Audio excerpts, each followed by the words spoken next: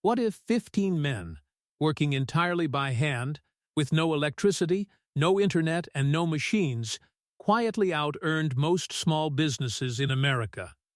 What if the secret to a $3 million order book had nothing to do with marketing, branding, or technology, but everything to do with something most of the modern world has already forgotten?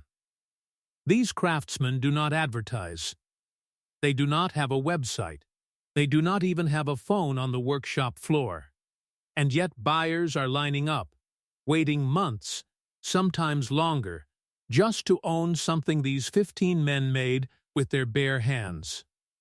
Stay with us until the end of this video, because what you are about to see will permanently change how you think about work, skill, and what it actually means to build something that lasts.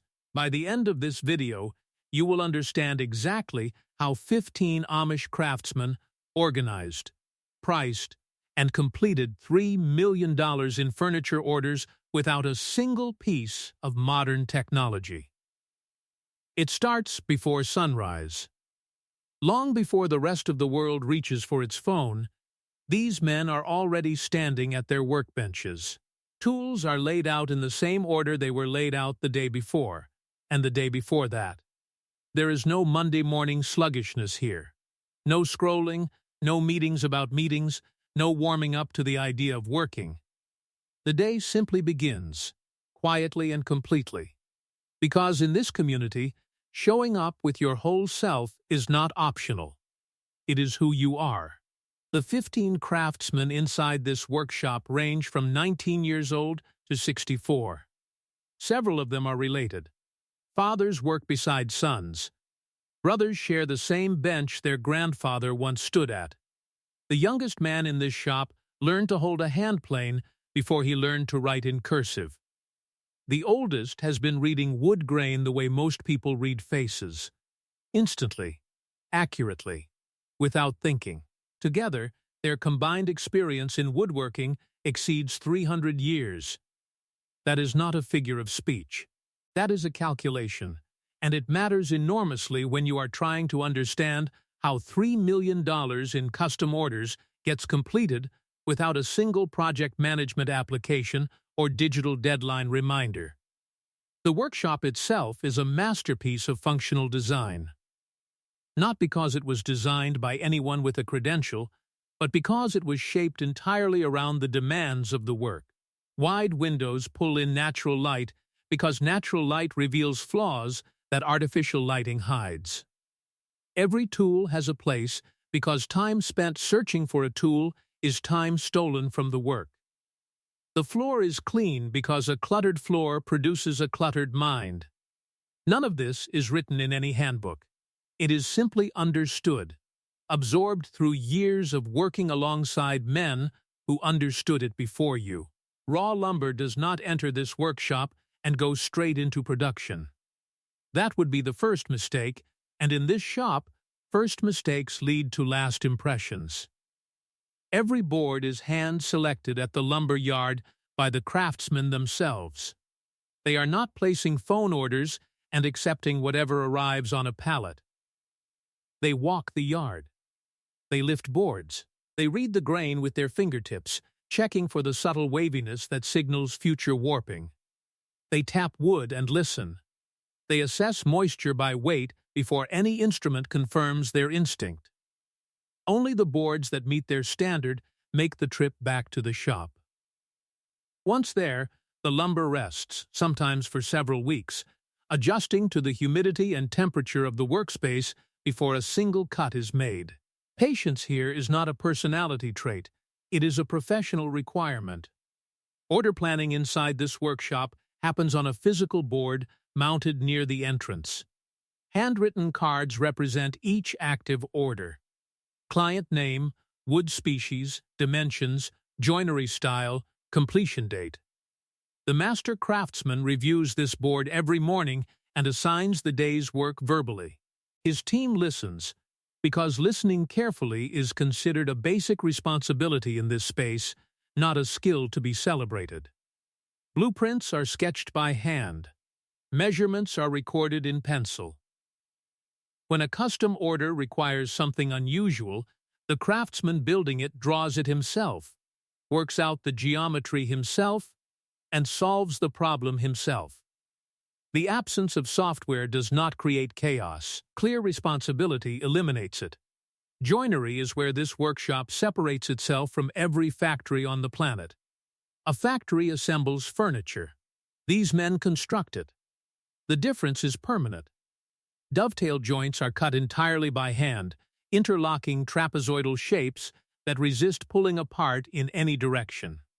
A sharp chisel, a steady hand, and the kind of muscle memory that only comes from years of repetition. Mortise and tenon joints are chiseled with a precision that machines genuinely struggle to replicate at this consistency. When these connections are made correctly, they do not loosen over time. They tighten. Historical furniture built with these techniques has been found intact after 200 years of daily use. Finishing receives the same seriousness as construction.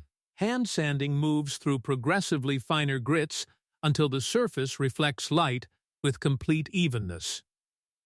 Stain is applied with cloth, not sprayed, built up in thin layers with each coat assessed before the next begins. Every craftsman inspects every piece before it advances to the next stage. Quality control is not a department here. It is a shared standard, and letting a flawed piece leave the workshop is considered a failure that belongs to everyone inside it. Pricing begins with an honest accounting of real costs. Hardwood lumber is expensive, and these craftsmen never substitute. Skilled labor is valued at a rate that reflects genuine expertise, not the minimum required to fill a position. A craftsman with 20 years of refinement behind his hands is priced accordingly. If a custom dining table requires 40 hours of skilled work, 40 hours is what the client is quoted. Not 30 with a rushed finish and a crossed finger. Buyers who understand furniture recognize immediately that this pricing is not inflated. It is honest. They are paying for wood that will not warp, joints that will not loosen, and finish that will deepen beautifully for decades. Every dollar of that $3 million order book arrived through reputation alone. No advertisement, no algorithm, no digital presence of any kind. The first clients were local families who told neighbors. Neighbors told interior designers. Designers told retailers. The order book filled itself through consistent, honest delivery year after year without a single exception. In a market saturated with brands spending millions to manufacture the appearance of trustworthiness, these craftsmen built the real thing, and the real thing compounded quietly into something the market could not ignore.